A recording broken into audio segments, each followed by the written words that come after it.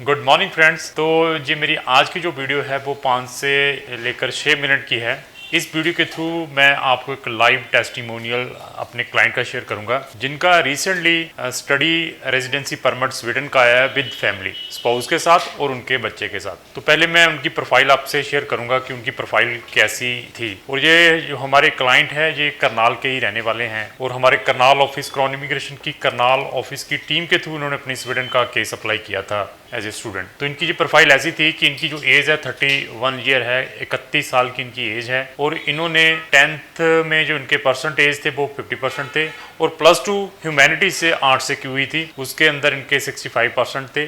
उसके बाद इन्होंने जीएनएम की। जीएनएम में इनके जो परसेंटेज थे वो 73% थे। जीएनएम करने के बाद ये यूके चले गए एज ए स्टूडेंट। वहां पर इन्होंने पोस्ट बीएससी की। पोस्ट बीएससी कंप्लीट होने के बाद वहां पर उनको सेटलमेंट के ऑप्शन नहीं मिले तो ये पीसफुली इंडिया में वापस आ गए। और पिछले 3-4 साल से इन्होंने बहुत सारे एजेंट से मिले और पैसा भी काफ़ी वेस्ट किया। कोई ऑप्शन ढूंढ रहे थे कि हम कंप्लीट फैमिली के साथ किसी फॉरेन कंट्री में सेटल्ड हो जाएं, जहां उनको कोई ना कोई ऐसा ऑप्शन मिल जाए कि वो पूरी की पूरी कंप्लीट फैमिली इकट्ठे जाएं जहां से। तो काफ़ी पैसे भी वेस्ट किए इन्होंने। तो लास्टली इन्होंने हमें यूट्यूब के थ्रू सर्च किया, हमारी बहुत सारी वीडियोस देखी। देखने के बाद इन्होंने मुझे पर्सनली आकर मिले जब मेरी विजिट थी करनाल ऑफिस में। तो इनसे मैं पर्सनली मिला। मिलने के बाद इनका केस मैंने थॉरोली स्टडी किया।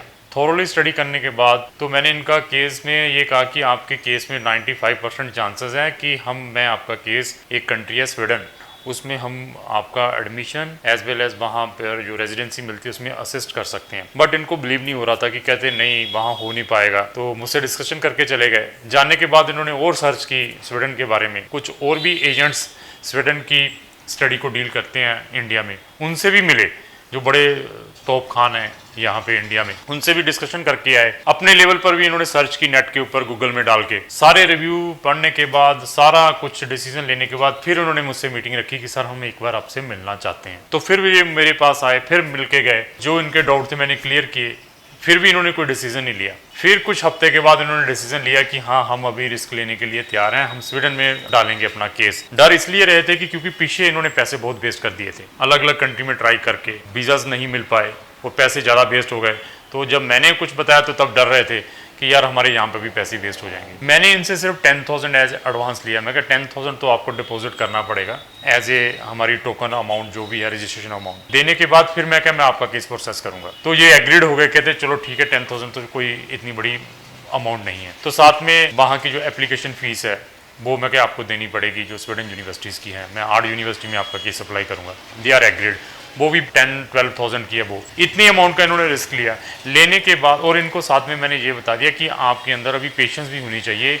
अगर आप 5 से 5 to 6 मंथ वेट कर सकते हैं तो देन मैं आपका सारा का सारा ऑर्गेनाइज कर सकता हूँ। उन्होंने फिर पेशेंस भी की। तो उसके बाद मैंने वहाँ पे एडमिशन अप्लाई किया। इनकी प्रोफाइल देखने के बाद मुझे पता था कि क्या प्रिकॉशंस लेने हैं, किस तरीके से इसका एडमिशन करवाना है, कौन से प्रोग्राम में इसका एडमिशन करवाना है। और इवन ये केस विदाउट आइलेट्स था, इन्होंने आइलेट्स भी नहीं की थी। तो उसके बाद मैंने इनका केस डाला। तो जो क्लाइंट का है 3 यूनिवर्सिटी में एडमिशन होकर आया। 3 यूनिवर्सिटी में एडमिशन आ गया जिसमें कम से कम फीस थी। मैंने वहां पर इनकी 1 सेमेस्टर की फीस ट्रांसफर करवाई। करवाने के बाद उसके बाद भी अफ्रेड थे कि यार की रेजिडेंसी आएगी कि नहीं आएगी। उसके बाद फिर मैंने इनकी ऑनलाइन रेजिडेंसी अप्लाई की और ऑनलाइन रेजिडेंसी अप्लाई करने के बाद विद इन ए मंथ इनकी तीनों की इनके हस्बैंड की और मेन एप्लीकेंट की और उनके बच्ची की, छोटी सी बच्ची है उनकी 2 साल की, उसकी तीनों की residency as a student dependent की भी रेजिडेंसी आ गई स्वीडन की। तो आने के बाद दे आर वेरी हैप्पी। उन्होंने कहा कि रियली क्राउन इमिग्रेशन ने जो कहा था, जो ट्रांसपेरेंसी बताई थी उसी के अकॉर्डिंग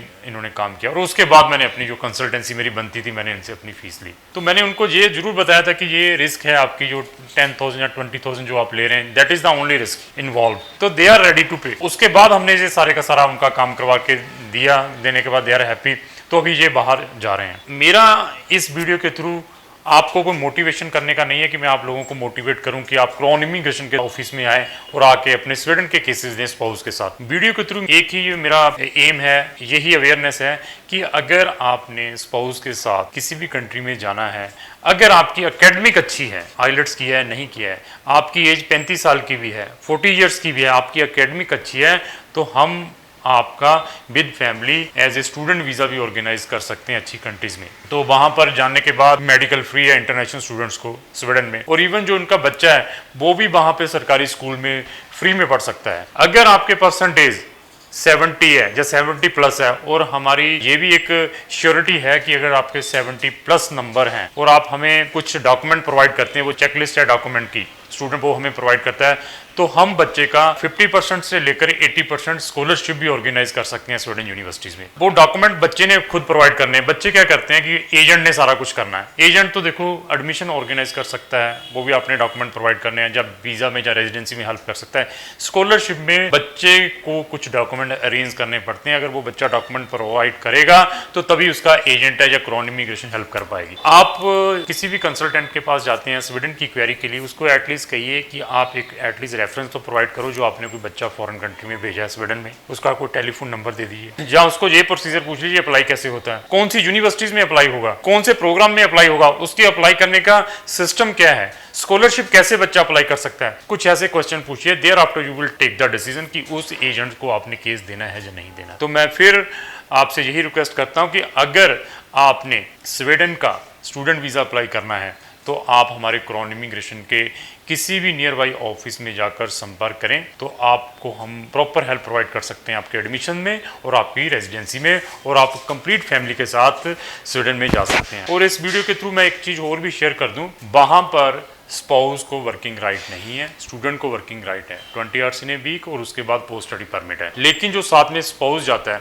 उसको वर्किंग राइट नहीं है। तो ऐसा नहीं है कि हम आपको झूठ बोल के बाहर भेजेंगे स्वीडन में कि हाँ जाके आप महीने का 1 लाख रुपया कमाओगे, 50,000 कमाओगे, 2 लाख कमाओगे, ऐसा नहीं है। अगर आपका जाने का सिस्टम है, आप जाना चाहते हैं, सच्चाई सुन के जाना चाहते हैं, तो आप इमीडिएटली डिसीजन लीजिए और हमारे नियर बाई ऑफिस में संपर्क करें, ताकि हम आपको एक कंप्लीट इंफॉर्मेशन और कंप्लीट पैकेज प्रोवाइड कर सकें कि किस तरीके से आप स्वीडन जा सकते हैं, स्वीडन में स्टडी करने के बाद क्या ऑप्शंस हैं और स्टडी के दौरान क्या ऑप्शंस हैं। बहुत सारे ऑप्शंस हैं। अगर स्वीडन में जब बच्चा जाता है तो हम बहुत सारी उनको हेल्प करते हैं, चाहे वो वहाँ की अकोमोडेशन की है, व्हाट्सएवर जो भी हेल्प है हम बच्चों को प्रोवाइड करते हैं। तो स्वीडन ही नहीं है, जितनी भी स्कैंडिनेवियन कंट्री है, हम सब में बच्चों का एडमिशन ऑर्गेनाइज करते हैं विद स्पाउस। बट प्रोफाइल अगर आपकी अच्छी है तो लास्टली यही है कि अगर आपको ये हमारी वीडियो अच्छी लगती है तो इसको लाइक करें और इसको शेयर करें। Thank you.